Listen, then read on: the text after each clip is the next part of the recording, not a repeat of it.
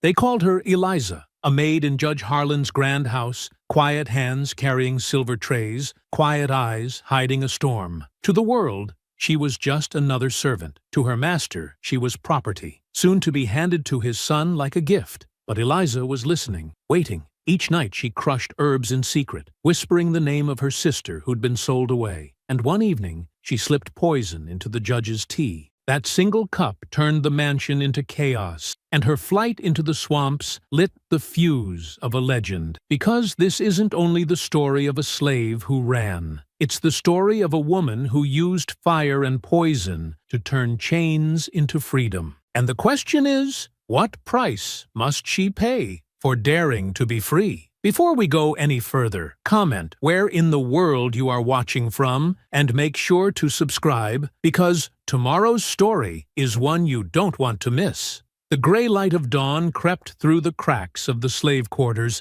as Eliza stirred from her thin pallet. The rough wooden planks beneath her had left her muscles stiff, but she knew better than to linger. Already she could hear the overseer's heavy boots crunching on the gravel outside. "Get up! Time for work!" Grady's voice boomed through the quarters, followed by the sharp rap of his stick against the door. Eliza smoothed her simple cotton dress and tied her head wrap with practiced movements. Around her, other slaves were rising too, their faces wearing the same mask of quiet resignation. But behind Eliza's calm exterior, bitter thoughts churned like storm clouds. The morning air was thick with humidity as she made her way to the big house. The white-columned mansion loomed against the pink sky, its windows still dark. Eliza's first task was always the same: prepare Judge Harlan's chambers before he woke. She slipped in through the back entrance, careful to keep her footsteps silent on the polished floors. The judge's bedroom smelled of tobacco and expensive cologne. Eliza opened the heavy curtains, watching dust motes dance in the early light. She gathered yesterday's clothes, straightened the writing desk, and emptied the chamber pot with mechanical precision. These rooms held memories that made her hands shake. It was here, just last spring, that she'd last seen her sister Sarah. The judge had sold her to a trader heading west, despite Sarah being only 14. Eliza could still hear her sister's screams as they dragged her away. "Is my room prepared?" Judge Harlan's deep voice made her jump. He stood in the doorway, already dressed in his black coat and cravat. His gray hair was neatly combed, and his face wore its usual expression of cold authority. "Yes, master," Eliza said, keeping her eyes downcast. "Good. There's silver to be polished in the dining room. Then draw fresh water for the kitchen." He spoke without really looking at her, as if addressing a piece of furniture. Eliza curtsied and hurried past him. In the hallway, she nearly collided with Thomas, the judge's son. He caught her arm, his grip painfully tight. "Watch where you're going, girl," he sneered. At 28, Thomas had his father's height, but none of his restraint. His face was flushed from drinking, though the day had barely begun. "Sorry, Master Thomas." Eliza pulled away as quickly as she dared, feeling his eyes follow her down the hall. The morning passed in a blur of endless tasks. Eliza polished the silver until she could see her reflection in every spoon and fork. She hauled bucket after bucket from the well, her arms aching. Between chores, she caught snippets of conversation from the house. "The wedding arrangements are proceeding well," she heard the judge tell his son. "The Blackwood girl brings a good dowry. And what about my other wedding gift, father?" Thomas's voice held an ugly eagerness that made Eliza's stomach turn. She knew they were talking about her. The whole household had been buzzing with news of Thomas's upcoming marriage to a wealthy planter's daughter. But it was the other part of the arrangement that filled Eliza with dread. She was to be given to Thomas as his personal property. As evening approached, Eliza worked in the kitchen, preparing dinner under the cook's supervision. Through the door left ajar, she could hear the judge and Thomas dining in the next room. "She'll need a firmer hand than you've given her," Thomas was saying between mouthfuls, "but I'll enjoy teaching her proper respect." The judge's laugh was like dry leaves rustling. Just don't damage her too badly. Good house slaves are hard to replace. No promises, Father. You know how I get when I'm angry. Thomas's words slurred slightly. Remember that field hand last month? The one who looked at me wrong? More laughter. Eliza's hands trembled as she gripped the wooden spoon she'd been using to stir the soup. She sank into the shadows of the kitchen, her whole body rigid with rage. The spoon creaked in her grip as she listened to them discuss her future as casually as they might discuss the weather. In her mind, she saw Sarah being torn away from her. She saw the scars on the field hand's back after Thomas had finished with him. She saw her own fate stretching before her like a dark road with no end. The kitchen's shadows deepened as night crept in. The wooden spoon felt hot in Eliza's palm, as if it had absorbed all the fury burning in her chest. Through the door, the men's laughter continued, speaking of her as if she were less than human, plotting out her life like she was just another piece of property to be passed along. Eliza sat perfectly still in the darkness, feeling the rage build inside her like a fire being stoked. Each cruel word, each callous laugh, was another log on the flames. The wooden spoon creaked again in her grip, but she barely heard it over the roaring in her ears. In that moment, sitting in the shadows of the kitchen, Eliza felt something shift inside her. The familiar weight of fear and helplessness began to transform into something else, something dangerous and wild and unstoppable. She remained motionless, but inside she was burning.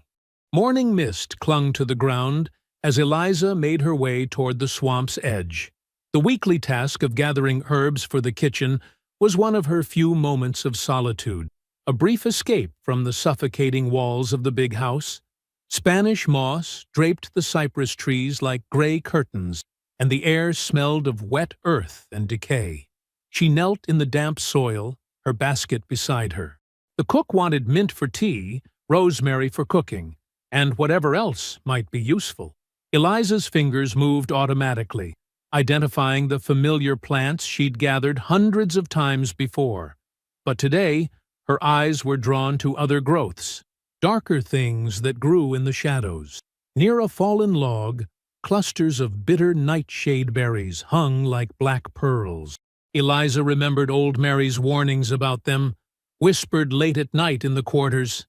"Just 6 of those berries can stop a man's heart," the elder had said. "That's why they call it deadshot sometimes." A few feet away, she spotted the delicate white flowers of swamp hemlock, innocent-looking but deadly. Her hand hesitated over the nightshade. She'd been taught which plants could heal and which could harm. Knowledge passed down in whispers from mother to daughter, sister to sister. The elders had shared these secrets not to cause harm, but to preserve their people's wisdom.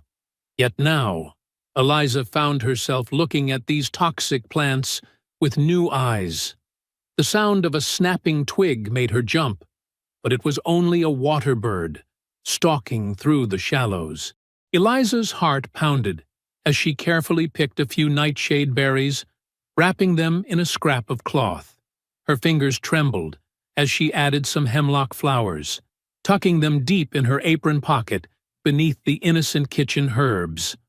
Back at the big house, the morning's work consumed her. She scrubbed floors, beat rugs, and helped the cook prepare breakfast. All the while, the deadly plants felt like hot coals in her pocket. Every time Thomas's shadow passed a doorway, she thought of his cruel laughter from the night before. Every time she heard the judge's voice, she remembered Sarah's screams. "Eliza!" the cook called out. "Take fresh tea to the judge's study. He's meeting with the overseer." Eliza's hands shook slightly as she arranged the tea service on a silver tray. The judge took his tea the same way every day, strong and bitter, with just a touch of honey. He would hardly notice a different kind of bitterness. The thought formed in her mind like frost spreading across a window pane. She could end it. She could stop them both. The judge's cold cruelty and Thomas's hot violence. The risk was enormous. If she was caught, death would be the kindest outcome she could hope for. But the alternative, being passed along to Thomas, becoming his wedding gift, enduring whatever torments his drunk and angry mind could devise, that seemed like a slower kind of death anyway. Through the study's door, she could hear the judge discussing crop yields with Grady. The two men barely glanced at her as she set down the tea service. Not for the first time, Eliza realized how invisible she was to them. They saw her hands when they served, her labor when it benefited them, but never her humanity. Perhaps that would be their undoing. The day crawled by like a wounded thing. Eliza performed her tasks mechanically, her mind focused on what she knew she had to do. She gathered more herbs when she could, carefully selecting the most potent specimens. Each time she passed the judge's study, she observed his routine. Every evening, without fail, he took tea while reviewing his ledgers. When darkness finally fell, Eliza retreated to the small room she shared with two other house slaves. She waited until their breathing grew deep and regular with sleep. Only then did she remove the herbs from their hiding place in her apron. The stone she'd brought from the creek fit perfectly in her palm. She'd chosen another, flatter stone to use as a base. In the faint moonlight filtering through the window, Eliza began to crush the dried herbs into a fine powder. The work had to be perfect. Too coarse, and the poison might be noticed. Too fine, and it might lose its potency. Her hands trembled as she worked, but her movements were precise. She thought of Sarah, imagining her sister's face the last time she'd seen her. "I'll find you," Eliza had promised then. "Somehow, I'll find you." Now, crushing deadly herbs in the darkness, she whispered her sister's name like a prayer. The nightshade berries stained her fingers as she ground them down. The hemlock flowers crumbled easily, releasing their subtle, carrot-like scent. Eliza worked slowly, carefully, knowing that one mistake could ruin everything. The powder had to be fine enough to dissolve completely in hot tea, leaving no trace of what it contained. "Sarah," she whispered again, her voice barely a breath in the quiet room. The name gave her strength, reminded her why she had to succeed. This wasn't just about escaping Thomas or punishing the judge. It was about breaking the chains that had torn her family apart, about claiming the freedom that had been stolen from them both. The powder looked like dark dust in the moonlight. Eliza wrapped it carefully in a small square of clean cloth, then tucked it into a secret pocket she'd sewn into her dress. Around her, the other slaves slept on, unaware of what she'd set in motion. Their soft breathing mixed with the night sounds filtering in from outside. Crickets chirping, a distant owl's call, the rustle of wind in the trees.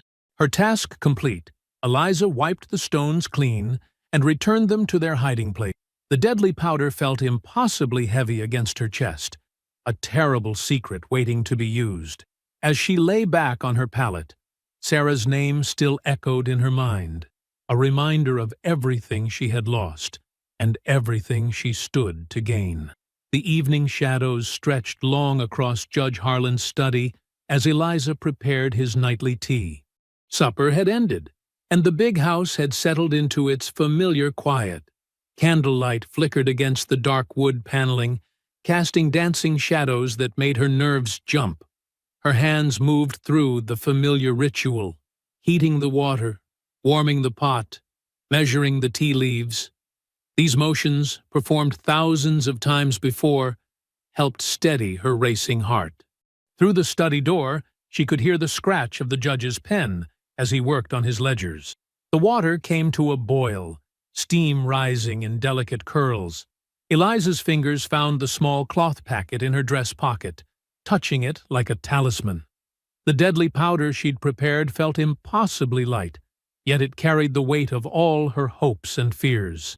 She glanced around the kitchen. The cook had retired for the night, and the other house slaves were busy with their evening tasks. Only the snap and pop of the cooking fire broke the silence. Moving deliberately, Eliza opened the packet and tipped its contents into the judge's favorite cup, a fine piece of china with blue flowers around the rim. The powder dissolved instantly in the hot tea, leaving no trace. Eliza added the customary spoonful of honey, stirring until the liquid swirled smooth and dark.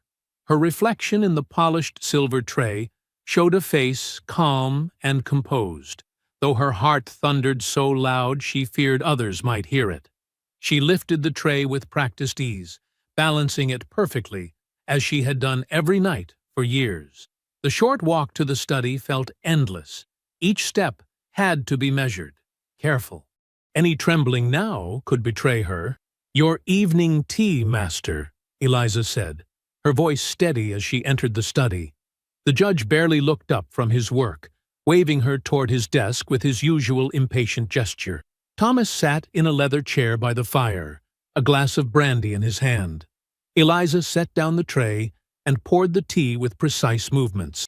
Steam rose from the cup, carrying the familiar scent of Earl Grey that almost, but not quite, masked any trace of the herbs. She stepped back, hands folded, waiting as protocol demanded. Judge Harland reached for his cup without looking away from his ledgers. He took a long sip, then paused, his brow furrowed slightly. "The tea tastes odd tonight," he muttered, glancing at the cup.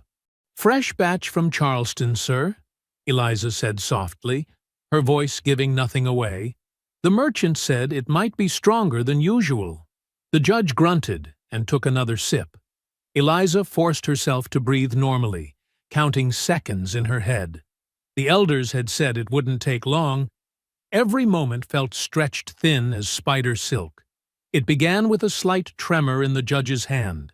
He set down his cup, frowning. Then his face contorted, and he clutched at his throat. The pen clattered from his fingers as his whole body began to shake. "Father?" Thomas straightened in his chair, alarmed. The judge tried to speak, but only a choking sound emerged. His eyes bulged as he slumped forward onto his desk, body racked with violent spasms. "Father!" Thomas leaped up, knocking over his brandy glass. "Help! Someone help!" His shouts shattered the evening quiet. The judge's convulsions grew stronger, his face turning an ugly shade of purple. Eliza backed toward the door as chaos erupted. Thomas's continued shouting brought servants running. The overseer burst in from the hallway. Everyone was talking at once, hands reaching to help the judge who now lay twitching on the floor, foam speckling his lips. In the confusion, Eliza slipped away. Her feet carried her swiftly to the kitchen, where the cooking fire still burned low. Her hands found the tinderbox on the shelf, movements quick and sure despite her racing heart. She grabbed a pile of old rags from the cleaning basket. The kitchen door stood open to the night air. Eliza crouched by the doorframe, struck the flint, and touched the spark to the rags. The dry cloth caught quickly. She tossed the burning bundle onto a stack of empty crates near the wall, where the flames eagerly found new fuel. Shouts still echoed from the study, but now smoke began to curl through the kitchen. The fire spread faster than she'd expected, hungry flames climbing the wooden walls. Heat pressed against her face as she backed away. More shouting started. "Fire! Fire in the kitchen!" adding to the chaos. Footsteps pounded overhead as the house slaves who slept upstairs woke to the commotion. Through the windows, Eliza could see people running with buckets toward the well. The moment had come. While everyone focused on either the judge or the fire, Eliza slipped through the kitchen door into the darkness. Her feet were bare. She'd removed her shoes earlier to run better, and the packed earth felt cool against her soles. Behind her, orange light flickered in the windows of the big house. Smoke billowed up against the star-filled sky. She could hear the panic in people's voices, the crack of burning wood, and then, making her heart leap, the first bark of the dogs. The sound spurred her into motion. Eliza ran, her feet finding the path she'd planned during her herb-gathering trips. The darkness swallowed her as she fled toward the swamp, every step taking her further from bondage. More dogs joined the first, their barking growing urgent as they caught her scent. Smoke clung to her clothes and hair, and her lungs burned from both fear and exertion. But she didn't slow down. She couldn't. Freedom lay ahead in the darkness, and behind her, chaos covered her escape. The judge's poisoned body, the growing fire, the confusion of servants and slaves, all of it bought her precious time to run. The dogs' barking echoed through the night, but they sounded distant still. Eliza ran on, her bare feet barely touching the ground, each step carrying her closer to freedom. The swamp swallowed Eliza whole. Thick mud pulled at her feet with each step, sucking at her bare feet. Moonlight filtered through the cypress trees, casting strange shadows that made every stump look like a pursuer. The air hung heavy with moisture and the buzz of mosquitoes. Her legs trembled from running. Hours had passed since she'd fled the plantation, but still she pushed forward. The sounds of dogs had faded, but fear drove her deeper into the wetland. Every splash she made seemed too loud, every broken branch a beacon to those who might follow. The water rose past her ankles, then her calves. Dark shapes slithered beneath the surface. Eliza had grown up hearing tales of what lived in these waters. Snakes, alligators, things that could drag you under. But the swamp's dangers seemed small compared to what waited behind her. A branch caught her dress, tearing it. She stumbled, catching herself against a cypress trunk. Her hands shook as she tried to free the fabric. Exhaustion pressed down on her like a heavy blanket. She hadn't slept since before serving the poisoned tea, and her body screamed for rest. Looking around, Eliza spotted a raised area where several trees grew close together, their roots creating a somewhat dry space. She crawled between the twisted roots, settling into a hollow just big enough for her body. The ground felt damp but solid. Above, Spanish moss hung like curtains, offering some cover. Sleep came in fitful bursts. Every sound jolted her awake. An owl's call, a splash in the water, the creak of branches in the wind. When dawn finally came, Eliza found herself shivering, her clothes soaked through with swamp water and dew. She stayed hidden as the sun climbed higher, watching through gaps in the moss. Insects crawled over her skin, but she didn't dare move much. Voices carried far over water, and she couldn't risk being heard. Her stomach cramped with hunger. She hadn't thought to grab food in her escape. That first day passed with agonizing slowness. The sun beat down, turning the swamp into a steaming pot. Mosquitoes feasted on her exposed skin. Thirst drove her to cup handfuls of swamp water, trying not to think about what might be in it. When darkness fell again, Eliza forced herself to move. Her muscles protested, stiff from holding still so long. She oriented herself by the stars, heading north as she'd been taught. The going was slower now that hunger had weakened her. The second night brought more stumbling through the dark. Clouds covered the moon, making it harder to pick safe paths. More than once, she stepped into deep water, having to scramble back to shallower ground. Her empty stomach felt like it was eating itself. Near midnight, a distant light caught her eye. At first, she thought it was a slave catcher's lantern and froze in terror. But the light didn't move, and after long minutes watching, she realized it was a small campfire, carefully screened by raised earth and branches. Eliza debated with herself. The fire meant people, and people meant danger, but hunger and exhaustion had taken their toll. Without help, she wasn't sure how much longer she could last. Moving as quietly as she could, she crept closer to investigate. Voices drifted to her, soft murmurs, then a child's quickly hushed whimper. That sound made her pause. Slave catchers wouldn't have a child with them. Gathering her courage, Eliza stepped into the firelight's edge. An older man spotted her first, rising smoothly with a knife in hand.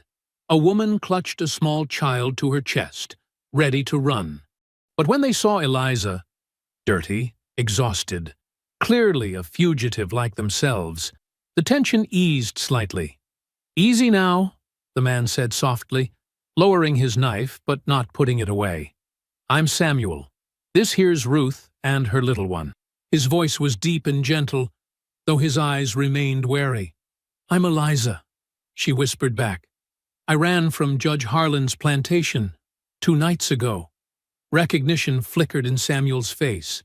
"Heard talk about that place while we were moving. You're the one who poisoned the judge?" Eliza nodded, fear tightening her throat.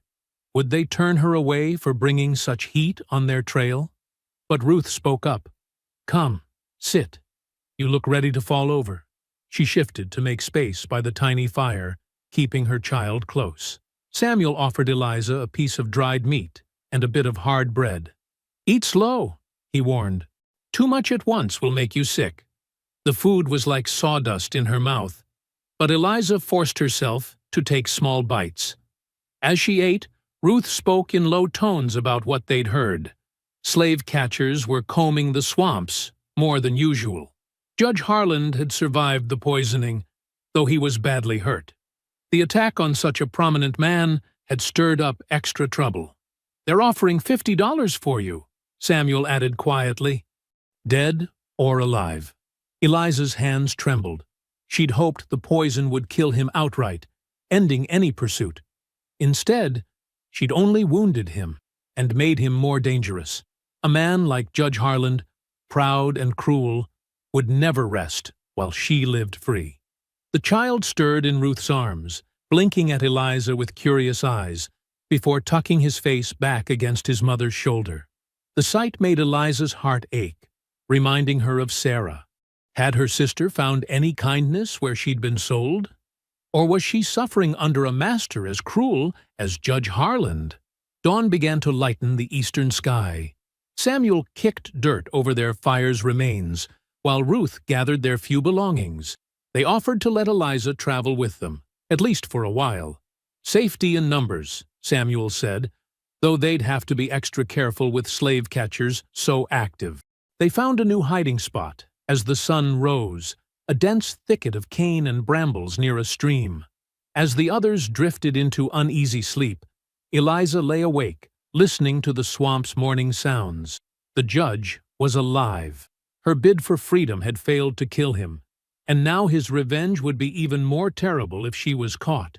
She touched the ragged hem of her dress, remembering how she'd stood in his study, watching him drink the poisoned tea. She'd thought that one act would sever her chains forever.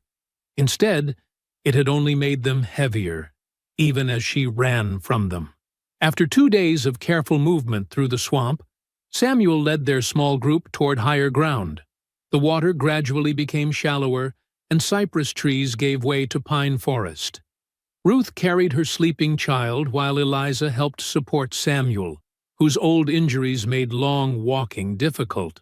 "The shelter's just ahead," Samuel whispered as they crested a small rise.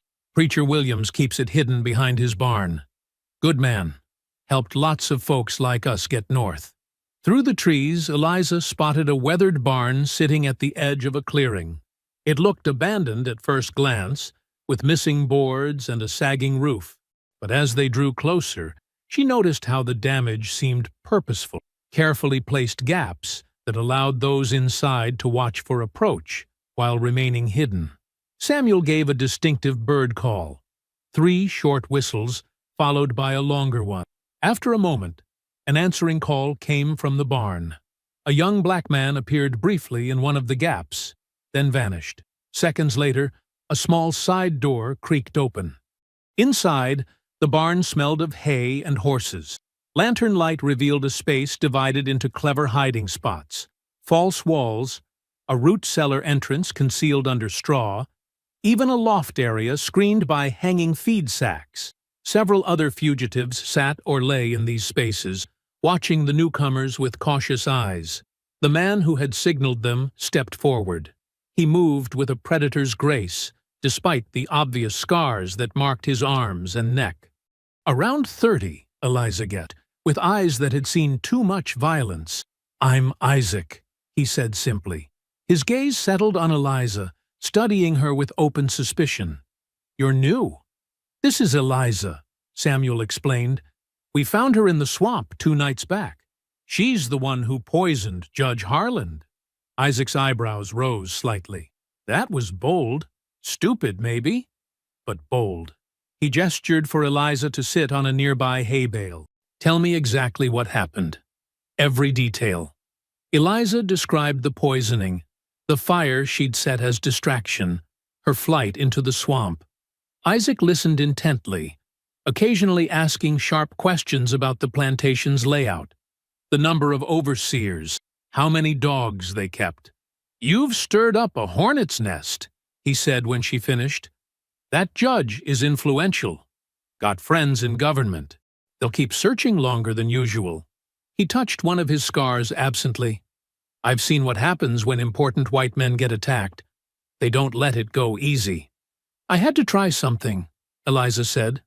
"They were going to give me to his son, Thomas." Isaac's face darkened. "I know about Thomas Harland. Man's got a reputation for breaking slaves, especially women." He stood, pacing the barn's length. "You did right to run. But now we need to get you far from here, fast." A quiet knock at the barn door made everyone tense. Isaac relaxed when a soft voice called out, "Just bringing food." A young white woman, clearly the preacher's daughter, slipped inside carrying a basket. She distributed bread and dried meat among the fugitives, her movements showing long practice at this work. As they ate, Isaac outlined his plan. "There's a secret landing 3 miles upstream. Friend of mine runs a flat-bottom boat, carries cargo north under cover of darkness. He can take 4 or 5 at a time." He looked at Ruth and her child. "You two should go first. Eliza, too. She's got the biggest price on her head." "When?" Eliza asked. "Tomorrow night, if the weather holds. Need cloud cover. Too much moonlight makes the river dangerous." Isaac's voice held the authority of experience. "I'll guide you there myself. Done this route many times." He went on to describe the journey. 2 weeks of night travel, hiding in pre-arranged safe houses by day. The boat would take them as far as the Ohio River. From there, they'd connect with other guides heading toward Canada. "It won't be easy," Isaac warned. "River patrol boats check cargo. Sometimes slave catchers wait at landing spots, but it's safer than trying to walk north." He looked at Eliza again. "Your poisoning showed courage. You'll need that same courage for what's ahead." The preacher's daughter returned with more supplies, clean clothes, blankets, basic medical supplies for those who needed them. She helped Ruth tend to her child's feet, blistered from walking. The woman's kindness brought tears to Eliza's eyes, reminding her that not all white folks supported the system that had enslaved her. As night deepened, the fugitives settled into their hiding spots. Eliza found a comfortable hollow in the hay near the loft. The sweet smell reminded her of happier times, helping with harvest as a child, before she'd been moved to housework, before Sarah was sold away. Isaac moved quietly through the barn, checking security, speaking softly with each person. He seemed to carry the weight of their safety on his shoulders. When he reached Eliza, he paused. "Get some rest," he said. "Tomorrow will be hard." He started to move away, then stopped. "That poison you... was it swamp hemlock?" Eliza nodded, surprised. "Thought so. My grandmother knew those herbs, too. Said they were a slave's last weapon." His scarred face showed grim approval. "You did what you had to do. Remember that when doubt comes." A sound floated through the night, distant but distinct. The baying of hounds. Everyone in the barn froze, listening. The dogs sounded again, closer this time. Isaac settled himself against a post near Eliza's position. His calm voice carried in the darkness. "They're closer than we thought." The first 2 nights of travel left Eliza exhausted but determined. Isaac led their small group along hidden paths, avoiding main roads and settlements. During daylight hours, they sheltered in abandoned barns and root cellars, sleeping fitfully on moldy hay, while rats scurried in the shadows. Samuel's cough had gotten worse, and their food supplies were running dangerously low. On the third evening, as purple twilight settled over the countryside, Isaac guided them toward a small cabin set back from the road. Smoke curled from its crooked chimney, and a few scraggly chickens pecked in the yard. "Farmer named Tucker lives here," Isaac whispered as they crouched in the tree line. "He's poor white folk, but he's helped runners before. Usually willing to trade food for work or small trinkets." He touched the knife at his belt. "Still, best to be careful. Samuel and I will approach first. Rest of you stay hidden until I signal." Eliza watched from behind a thick oak as Isaac and Samuel walked slowly toward the cabin, hands raised to show they carried no weapons. The door opened, spilling yellow lamplight across the packed dirt yard. A thin man in patched clothes stepped out, holding a shotgun loosely. After a brief conversation, the farmer lowered his weapon and waved the others forward. Eliza helped Ruth carry her sleeping child across the open ground, heart pounding with each step that left them exposed. Inside, the cabin was spare but clean. Mrs. Tucker, a tired-looking woman in a faded dress, stirred a pot of beans over the fire. Their children, 3 small ones, peeked shyly from behind a curtain that divided the main room. "Y'all must be hungry," Tucker said, gesturing for them to sit at the rough wooden table. His wife brought out cornbread and cups of fresh milk. "Ain't much, but you're welcome to it." The food was simple, but felt like a feast after days of dry biscuits and jerky. Eliza savored each bite of the warm bread, watching Isaac and Tucker discuss possible routes north. The farmer seemed genuinely sympathetic, describing which roads had increased patrols lately and where other fugitives had found safe passage. Mrs. Tucker put the children to bed, then offered to let them sleep in the barn. "It's warm enough with fresh hay," she said. "Safer than trying to travel tonight." Something in her tone made Eliza uneasy, but exhaustion won out over caution. They settled into the barn, grateful for the relative comfort. Samuel's coughing finally eased as he drifted off to sleep. Unable to rest, Eliza crept to the barn door for fresh air. Voices drifted from the cabin's open window. Tucker and his wife speaking in urgent whispers. "Reward money would feed the children for months," Tucker was saying. "Times are hard, Yara. We can't pass this up." "But they trusted us," his wife protested weakly. "Their property, nothing more. That girl poisoned her master. She's dangerous. We'd be doing right to turn her in." Eliza's blood ran cold.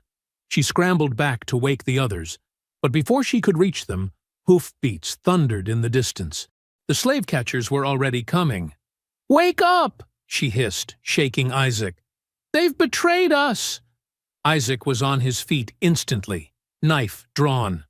"Out the back, now! Samuel, help Ruth with the child." They burst through the rear barn door into darkness. Behind them, lanterns bobbed as riders approached the farm. A man's voice shouted commands. Dogs began barking. "This way!" Isaac urged them toward a cornfield. The dry stalks crackled as they ran, giving away their position. A shot cracked through the night. Ruth screamed. "Keep moving!" Isaac pushed them forward. "Don't stop for anything." The cornfield ended at a drainage ditch. They splashed across, but Samuel stumbled on the far bank. Before anyone could help him up, riders appeared at the field's edge. More shots rang out. "Go!" Samuel wheezed, waving them away. "Save yourselves!" Isaac grabbed Eliza's arm as she tried to turn back. "We can't help him now." They ran on through woods, branches whipping their faces. Ruth and her child fell behind. Isaac stopped to lift the small boy onto his shoulders, urging Ruth forward. The sounds of pursuit grew closer. Suddenly, 2 slave catchers burst from the trees ahead, cutting off their path. Isaac shoved the child into Ruth's arms and met the first man with his knife. The blade flashed in the starlight. The slave catcher fell with a gurgling cry. "This way!" Eliza called, spotting a gap between the trees. They changed direction, leaving the dying man behind. More shouts echoed through the woods as their pursuers discovered their fallen companion. Dawn was breaking when they finally stopped, having lost the sound of pursuit. They collapsed in a small hollow, chests heaving. By full light, riders combed the far tree line. Ruth pressed her boy to her chest, whispering a prayer. Then the hounds found them. Isaac dragged Eliza deeper into brush, as Ruth's cries were swallowed by the trees. By noon, the woods were quiet again. Only broken stalks and a dropped ribbon marked where mother and son had been taken. Eliza's legs trembled with exhaustion and fear. She looked at Isaac, whose clothes were dark with the slave-catcher's blood. "If not for you, I'd be gone too," she whispered. Isaac wiped his knife clean on the leaves. His voice was grim. "We're not safe yet." The words hung in the cool morning air as birds began their dawn chorus, singing as if nothing had happened in the darkness below. 5 days of constant movement had taken their toll. Eliza's feet were raw and bleeding, her stomach hollow with hunger. They traveled only at night, eating whatever they could find: wild berries, stolen corn from fields, once even a raw turnip pulled from a farmer's garden. During daylight hours, they hid in dense thickets or abandoned barns, taking turns keeping watch while the others slept fitfully. Isaac proved to be a skilled guide, reading the stars and terrain with practiced ease. He taught Eliza how to walk silently, how to listen for approaching horses, how to cover their tracks. But even his strength had limits. The loss of Samuel and Ruth weighed heavily on them both. "We're nearly there," Isaac whispered on the 5th night as they crested a small hill. "Pennsylvania. The Whitfields live just beyond those trees. They're good people, Quakers who've helped many like us." Eliza nodded, too exhausted to speak. Her dress was in tatters, caked with mud and sweat. Every step was agony on her blistered feet. But the thought of shelter, of real food, kept her moving forward. The Whitfield home was a modest 2-story farmhouse, set back from the road and surrounded by apple trees. Despite the late hour, a single candle burned in a downstairs window, a beacon for those who knew to look for it. Isaac knocked softly in a particular pattern. After a moment, the door opened just enough to reveal an elderly woman's face. Her eyes widened at their condition. "Oh, you poor souls," she whispered. "Come in. Quickly now." Inside, warmth from a banked fire filled the kitchen. The woman, Martha Whitfield, immediately set about heating water while her husband John brought bread and cheese from the cellar. "Eat slowly," Martha cautioned, placing steaming bowls of soup before them. "Your stomachs won't be used to rich food." Eliza couldn't remember when she'd last tasted something so wonderful. The soup was thick with vegetables and bits of chicken. The bread was fresh, still soft inside with a perfectly crispy crust. She found herself laughing softly at the simple pleasure of it. "Would you like to wash up?" Martha asked when they'd finished eating. "I've drawn hot water, and I have clean clothes that should fit you both." The bath was heaven. Eliza scrubbed away weeks of grime, watching the water turn dark.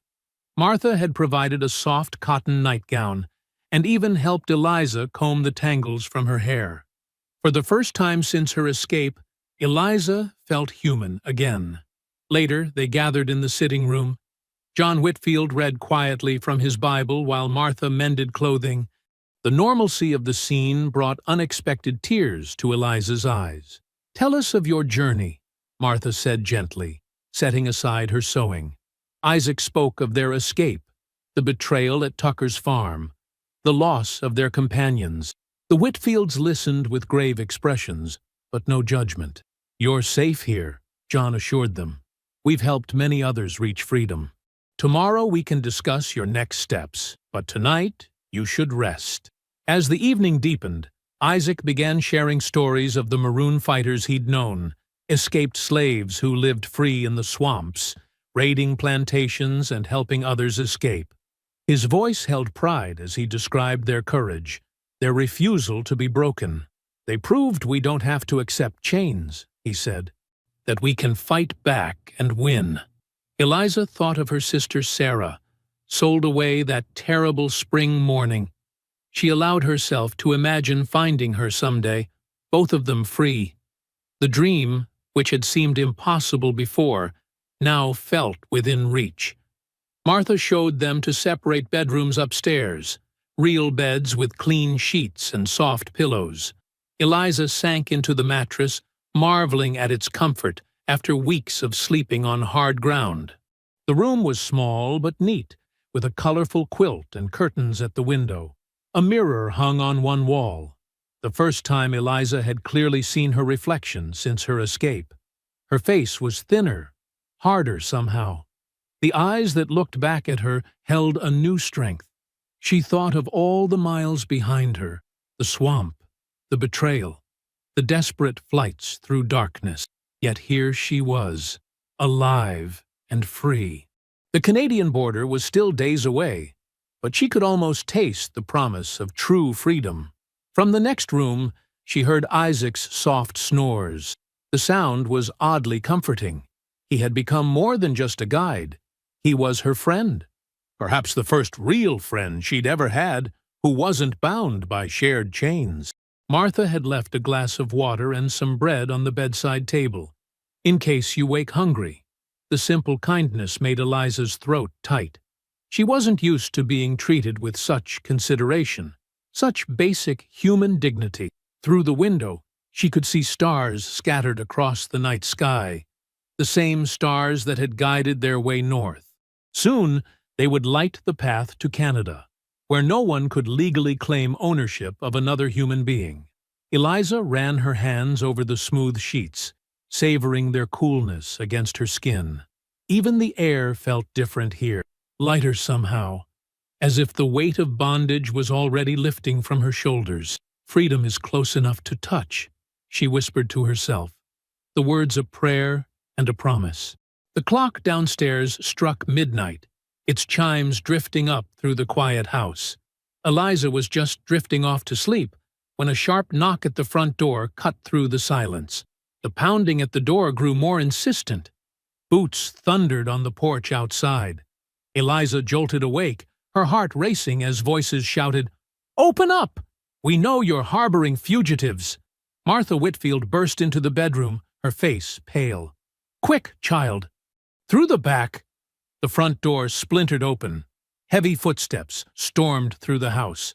Eliza scrambled from the bed, but her legs tangled in the sheets. She stumbled, precious seconds lost. Isaac appeared in the doorway, a knife glinting in his hand. "Run!" he hissed. Slave catchers swarmed up the stairs, their lanterns casting wild shadows.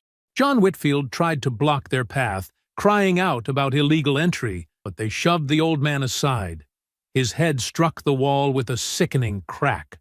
Eliza darted for the back stairs, but two men were already coming up that way. She spun toward the kitchen, her bare feet silent on the wooden floors.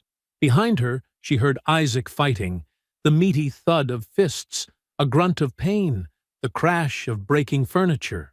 Martha grabbed Isaac's arm, surprisingly strong for her age. "This way!"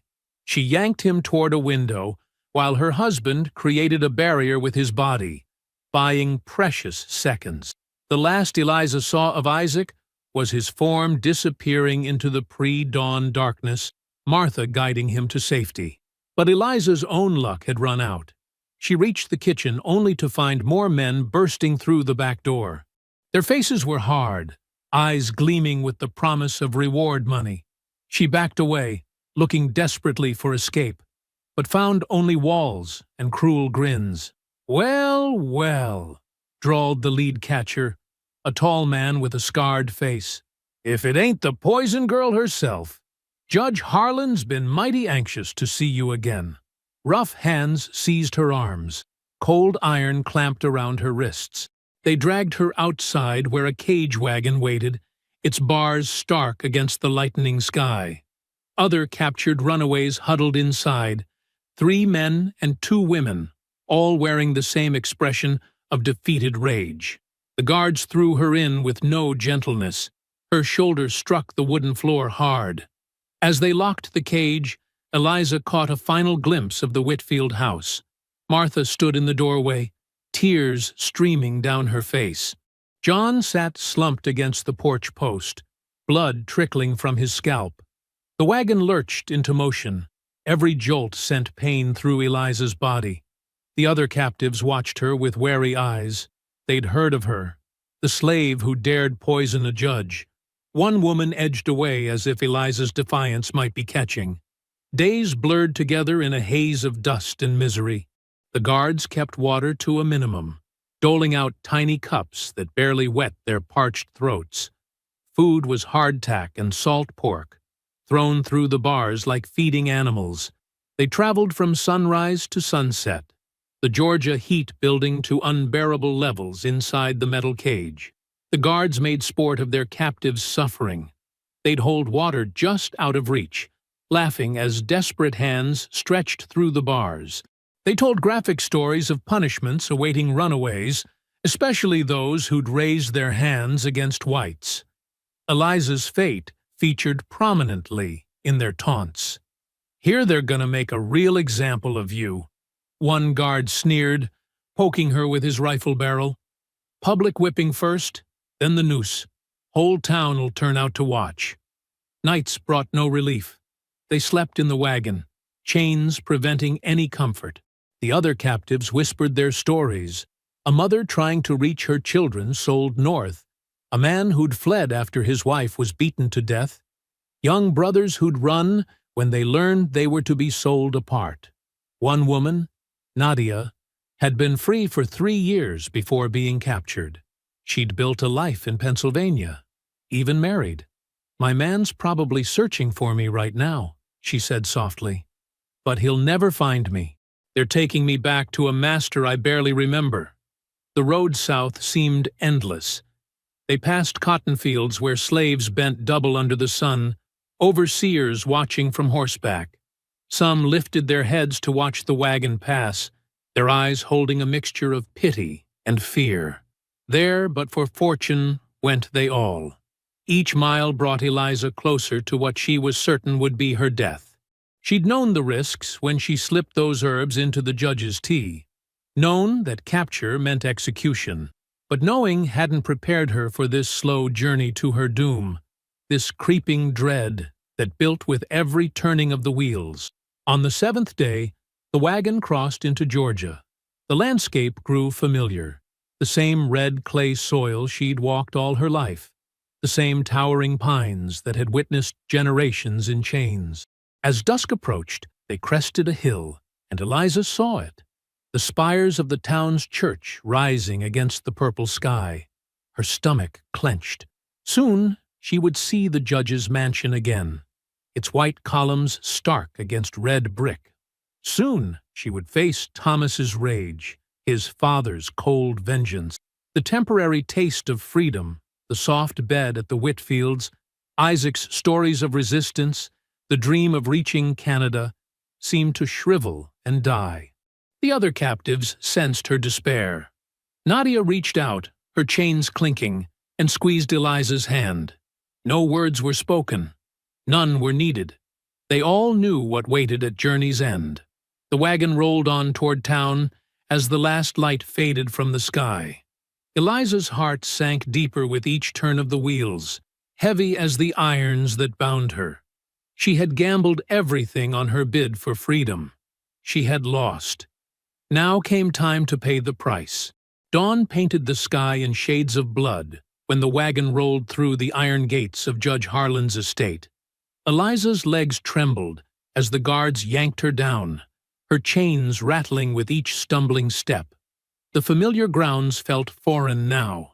The manicured lawns, the towering oaks, the white-columned mansion that had been her prison for so many years. Other slaves peered from behind corners and through windows, their faces a mixture of pity and fear. Some quickly looked away, as if her mere presence might taint them. She recognized Adia, the cook, who crossed herself before disappearing into the kitchen. Even Grady, the overseer who delighted in dealing out punishments, watched with an unsettled expression. They marched her across the yard, past the spot where she'd gathered herbs just weeks ago. The morning air was thick with humidity, pressing down like a wet blanket. As they approached the main house, Eliza lifted her eyes to the porch. Judge Harlan sat in his favorite rocking chair, but he was changed. His once commanding posture had crumpled, his right side noticeably drooping. The arm that used to strike servants hung uselessly at his side. The doctor had called it a stroke. Eliza knew better. The herbs had finished what pride would not admit. When he opened his mouth to speak, the words came out slurred, like his tongue had forgotten its purpose. "Bring her closer." Thomas stood beside his father's chair, his face twisted with rage. His fingers twitched on the handle of his whip. "You'll pay for what you did," he spat. "Every drop of poison will cost you a pound of flesh." The guards shoved Eliza forward until she stood at the bottom of the porch steps. Up close, she could see the full extent of her work. The judge's face was slack on one side, his right eye slightly unfocused. A thin line of drool escaped the corner of his mouth, yet his left side remained alert, watching her with cold calculation. "Inside," he managed to say. "Private." Thomas started to protest, but his father silenced him with a glare from his good eye. The guards led Eliza into the mansion's dim interior. The familiar smell of beeswax and tobacco made her stomach turn. They took her up the grand staircase to the judge's private chamber, the same room where she'd served him that fateful cup of tea. The room had changed, too. The heavy curtains were drawn, leaving only thin strips of sunlight to illuminate the space. Medical supplies cluttered the bedside table, bottles of laudanum, clean bandages, a silver bell for summoning help.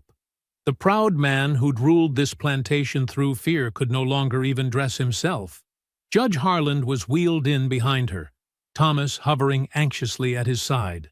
"Leave us," the judge ordered, his good hand gripping the chair's armrest. The guards hesitated until Thomas nodded sharply. They retreated, closing the door but remaining within earshot. Silence stretched between them. Eliza stood still, chains weighing heavy on her wrists and ankles. She kept her eyes lowered, not in submission, but to hide the hatred burning in them. "Look at me," Harlan commanded. She raised her gaze slowly, meeting his. Despite his broken body, arrogance still radiated from him like heat from a furnace. "You thought you killed me." His words came out thick and halting. "Thought you were clever." "I wish I had used more herbs," Eliza said quietly, surprising herself with her steadiness. The judge's laugh came out as a wet cough. Still defiant. "Good. Makes the breaking sweeter." He wheeled closer, his good hand trembling slightly as he moved. 2 days, public punishment. Then hanging. Better the noose than being given to your son. Thomas surged forward, hand raised to strike, but his father caught his wrist with his functioning arm. "No, not yet. Wait. For the crowds." Eliza noticed how the judge's grip shook, how much effort it took him to restrain his son. The powerful man who had dominated their lives through sheer force of will was now trapped in a failing body. The thought gave her a fierce satisfaction. "You tried to destroy me," Harlan continued, dropping Thomas's wrist. "But I live, and you will die, knowing you failed." "I didn't fail completely," Eliza replied, glancing pointedly at his useless arm. "Every time you try to raise your hand to someone, you'll remember me." The judge's face purpled with rage.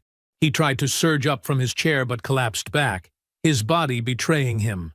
Thomas steadied the chair, shooting Eliza a venomous look. "Take her away," Harlan gasped, his good hand clutching his chest. "Sell her until punishment." Thomas yanked the door open and bellowed for the guards. They rushed in, grabbing Eliza roughly by the arms. As they dragged her out, she caught a final glimpse of the judge, slumped in his chair, breathing heavily, his proud bearing broken, but his cruel spirit intact. They hauled her down flights of stairs, past the kitchen where she'd once worked, through a heavy door, and into the dank cellar. The smell of mold and rat droppings filled her nostrils. They chained her to a support beam, the iron manacles biting deep into her already raw wrists. 2 days, Thomas said from the doorway, his voice tight with anticipation. 2 days until you learn what happens to slaves who poison their masters. He turned to the guards. Prepare the whipping post in the yard. I want the whole town to witness this. The door slammed shut, leaving Eliza in darkness, broken only by thin shafts of light from the high windows. Water dripped somewhere in the blackness. Rats scurried in the corners. The chains clinked softly as she shifted, trying to find a position that didn't strain her shoulders. 2 days. 2 days until they tried to break her body as thoroughly as the judges. 2 days until they made her an example of what happened to those who dared to fight back. The cellar's chill seeped into her bones, but deep inside, an ember of defiance still burned. The summer sun blazed overhead as townsfolk gathered in Judge Harlan's front yard. They came in waves, wealthy plantation owners in fine clothes, merchants in practical suits, poor whites in worn garments, all drawn by the promise of spectacle. Handbills nailed to church doors had promised a lesson that would not be forgotten. Slave owners had brought their own slaves to watch, a forced audience meant to learn from Eliza's punishment. The whipping post stood like an accusing finger against the blue sky. Fresh cut and raw, its wood still leaked sap in the heat. Thomas had ordered it placed where everyone could see, centered between the mansion's columns, a perfect stage for his display of power. Guards dragged Eliza from the cellar, her legs weak from 2 days of darkness. The bright sunlight stabbed her eyes, making her stumble. Her dress, filthy from captivity, hung in tatters, but she held her head high, refusing to shuffle or bow. Every slave on the property watched her, their expressions carefully blank. Judge Harlan sat in his wheelchair on the porch, dabbing sweat from his drooping face with a handkerchief. His good eye followed Eliza's progress across the yard. The crowd parted before her like water around a stone, no one wanting to stand too close to a slave who had dared to poison her master. Thomas strutted before the assembled crowd, clearly relishing his moment. His fine coat was removed, shirt sleeves rolled up to show he meant to handle the whip himself. "Let this be a lesson," he called out, voice carrying across the hushed yard. "This is what happens to ungrateful property, who turn against their rightful masters." The guards forced Eliza against the post. Rough hands tore the back of her dress open, exposing skin that had never felt the lash. They bound her wrists above her head, pulling until her shoulders strained. The rough wood pressed splinters into her cheek. 20 lashes, Thomas announced, followed by hanging at sunset. He unfurled the whip, new leather, specially ordered for the occasion. The crowd pressed closer, eager for blood. "This creature tried to murder my father with poison. Today, she learns the price of such treachery." Eliza closed her eyes, pressing her forehead against the post. She thought of Sarah, of Isaac, of all those who had helped her taste freedom, however briefly. The sound of the whip cutting through air made her muscles tense. Shouts erupted from the edge of the crowd. Gunfire cracked across the yard. Eliza's eyes snapped open as chaos exploded around her. Dark figures burst from the tree line, weapons raised. She recognized Isaac's voice, bellowing war cries, leading the charge. The crowd fractured instantly. Ladies in fine dresses screamed and ran. Men reached for weapons they didn't carry. Slaves scattered in every direction, some running for safety, others seizing their chance to join the attack. The guards wheeled to face the threat, firearms raised. Isaac's maroon fighters moved like shadows through the panicking crowd. Their blades flashed in the sunlight. An overseer fell, clutching his throat. Another crashed through the garden fence, running blind with terror. Thomas's whip cracked uselessly at empty air as he backpedaled toward the house. Eliza struggled against her bonds, the ropes biting deeper into her wrists. Splinters drove into her palms as she twisted, desperate to free herself. The battle swirled around her like a storm, shouts, screams, the thunder of running feet, the sharp reports of pistols. A bullet thudded into the whipping post inches from her head. Wood chips stung her face. Somewhere behind her, she heard Judge Harlan shouting garbled commands that no one heeded. The carefully ordered world of the plantation dissolved into pure chaos. Through the mayhem, Isaac appeared before her. Blood spattered his shirt, none of it his own. His knife flashed once, twice, parting her bonds with surgical precision. As the ropes fell away, he pressed the blade into her hand. The handle was warm from his grip. "Been tracking you since Pennsylvania," he said, eyes fierce with victory. "Gathered every fighter who'd come. Time to finish this." Eliza's fingers curled around the knife. Her wrists burned, her shoulders ached, but strength flowed back into her limbs. This was the moment she had dreamed of in her cellar darkness. A chance not just for escape, but for justice. Thomas stood at the foot of the porch steps, his fine clothes dusty, his whip forgotten at his feet. He had drawn a pistol, but his hand shook as he aimed it first at Isaac, then at Eliza. His face twisted with rage and fear, the expression of a man watching his world crumble. "You'll die here," he snarled, but his voice cracked on the last word. Eliza moved forward, Isaac at her side. The knife felt right in her hand, like it had been waiting for her all along. Around them, the battle continued, but this moment crystallized into perfect clarity. She saw everything with brutal sharpness, the sweat on Thomas's face, the tremble in his trigger finger, the way his eyes darted between them like a trapped animal's. The proud man who had laughed about owning her, who had dreamed of breaking her spirit, now backed away from a slave with a knife. All his power had rested on chains and whips. Without them, he was nothing but a coward in fine clothes. They advanced together, Eliza and Isaac, step by measured step. The knife caught sunlight, throwing bright reflections across Thomas's face. He kept retreating until his back hit a porch column. The pistol wavered in his grip as they drew closer, close enough to see the pulse jumping in his throat. More shots rang out across the yard. Horses screamed. Smoke from scattered fires drifted through the air. But here, in this moment, time seemed to slow. Thomas's finger tightened on the trigger. Isaac tensed to spring. And Eliza, knife ready, felt the weight of all her pain and rage crystallize into a single sharp point of purpose. Thomas's pistol cracked, the shot going wild as Isaac slammed into him. The two men crashed against the porch column, grappling for control. The gun clattered away, spinning across the wooden boards. Before Thomas could lunge for it, Isaac drove a knee into his stomach, sending him stumbling backward. An overseer charged through the smoke, blade raised. Isaac spun to meet him, their knives clashing with the ring of steel on steel. They circled each other like wolves, leaving Eliza facing Thomas alone.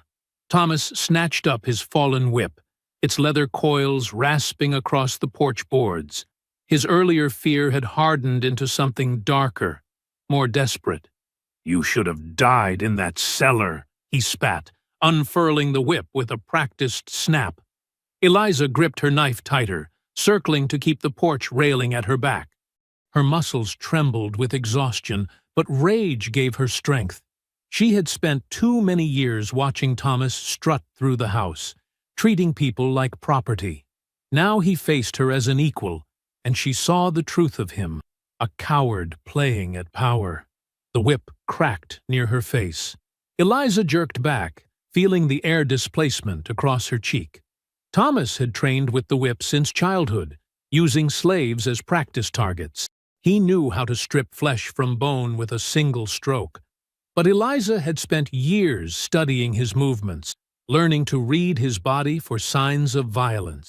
She saw his tell, the slight shift of weight before each strike, Behind her, the battle raged across the yard. Gunshots peppered the air. Smoke from multiple fires stung her eyes. The grand estate was dissolving into chaos, its carefully maintained order shattering like glass. Through gaps in the smoke, she glimpsed maroon fighters overwhelming the last guards, saw slaves seizing their chance to run. Thomas struck again, the whip singing past her shoulder. This time, Eliza was ready. She stepped inside its arc, closing the distance before he could pull back. The knife flashed in her hand, drawing a red line across his forearm. He howled, stumbling back, blood soaking his fine shirt sleeve. "Property fights back," Eliza said, her voice steady despite her racing heart.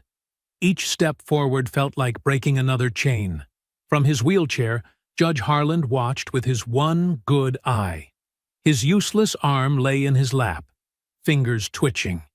The poison had left him a shadow of his former self, yet his presence still loomed over the scene. He tried to shout commands, but his slurred words were lost in the chaos.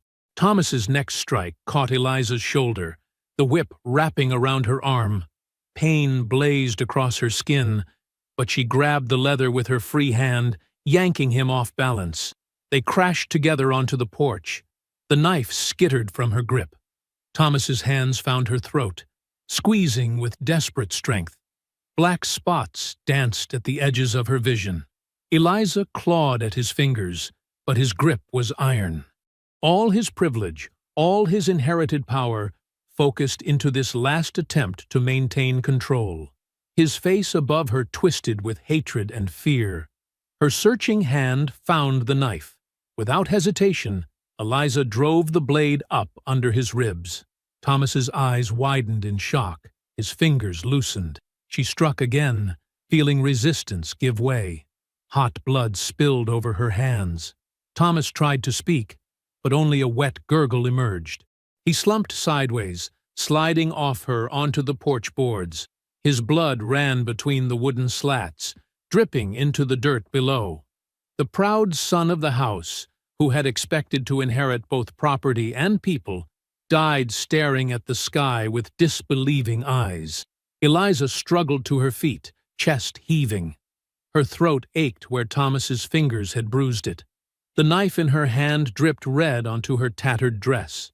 She turned to face Judge Harland, expecting more guards to appear, more forces rallying to protect the master. But the judge sat alone, abandoned by his servants, watching his son's blood pool at his feet. His one good eye met Eliza's gaze. In that moment, she saw something crack behind his stern facade. The realization that his power had limits, that property could rise up, that the careful order of his world could be broken by those he thought he owned. Isaac appeared beside her, breathing hard from his own fight.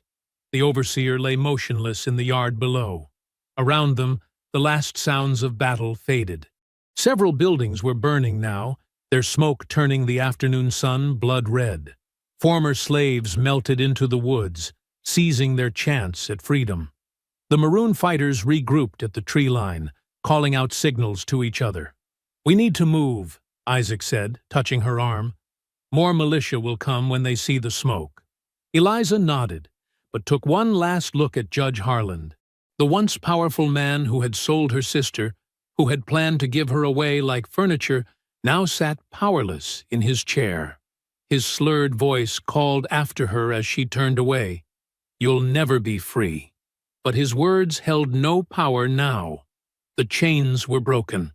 Thomas's blood on her hands proved that even the strongest bonds could be shattered. Judge Harland and his ruined house would become just another scar, like the whip marks on her back, marking the path to freedom. Flames swept up the side of the mansion, catching the fine curtains Judge Harland had imported from Europe. The carefully tended gardens were trampled, the ordered world of the plantation descending into smoke and chaos. Years of powerful men playing at mastery ended in blood and fire. Isaac's hand found hers, warm and strong, pulling her toward the tree line. "Now we run north, for the last time." The morning mist parted like a curtain, revealing endless stretches of pine forest. Eliza stood at the crest of a hill, breathing in air that tasted different, cleaner, lighter somehow. Beside her, Isaac pointed to a valley where thin streams of smoke rose from scattered cabins. "Welcome to Canada," he said softly, "where no man can claim to own another." The words felt strange in her ears, too big to fully grasp. After weeks of travel, sleeping in barns, crossing rivers at night, always listening for pursuit, they had finally reached sanctuary. The border they'd crossed yesterday was just an invisible line on the earth, but it might as well have been a wall between two worlds. The small settlement below was called Dawn, a community of freed slaves and free-born blacks who had carved out a life in the wilderness. As Eliza and Isaac descended the hill, people emerged from their cabins to greet them. Unlike the forced smiles and lowered eyes of the plantation, these faces showed genuine welcome. Children played openly in the dirt, their laughter unconstrained by fear. An older woman named Milagros took them in, sharing her small cabin until they could build their own. She had escaped slavery 20 years ago, she told them over dinner, and now helped others make the transition to freedom. "The hardest part," Milagros said, ladling out bowls of thick stew, "isn't the running. It's learning to stand still without flinching, learning to look people in the eye, learning that you belong to yourself." Eliza nodded, understanding. Even now, her hands sometimes trembled when she reached for something without being told. Her back stiffened when white traders visited the settlement, expecting harsh words or blows that never came. But day by day, the old habits began to fade. She found work as a seamstress, her skilled fingers in demand among both settlers and neighboring farms. The money she earned was her own, to spend or save as she chose. She bought fabric, needles, thread, simple things that felt like treasures because they belonged truly to her. Isaac built them a small cabin at the edge of the settlement, facing the sunrise. He took jobs as a hunter and guide, his knowledge of tracking and survival making him valuable to the community. In the evenings, he taught other men how to fight, preparing them to defend their freedom if needed. Their cabin slowly filled with modest comforts: a proper bed, a table Isaac made himself, curtains Eliza sewed from bright cloth. Each item represented a choice freely made, a small victory over the past. The wooden walls held no shadows of masters or overseers, only the warm glow of their own hearth. Yet, even in freedom, the weight of memory remained. Eliza often woke from dreams of Sarah, her sister's face growing fainter with each passing year. She had written letters to contacts along the Underground Railroad, seeking news, but the vast machinery of slavery had swallowed Sarah without a trace. "We'll find her," Isaac would say, holding Eliza when the dreams came, "however long it takes." The settlement grew as more fugitives arrived, each with their own stories of escape and survival. Eliza listened to them all, recognizing pieces of her own journey in their tales. Some had poisoned their masters, like she had. Others had fought their way free with weapons or wit. All carried scars, visible and hidden, but here, those scars could begin to heal. Children born in freedom played alongside those who had escaped bondage. Gardens flourished in the rich soil. A small school opened, teaching both young and old to read without fear of punishment.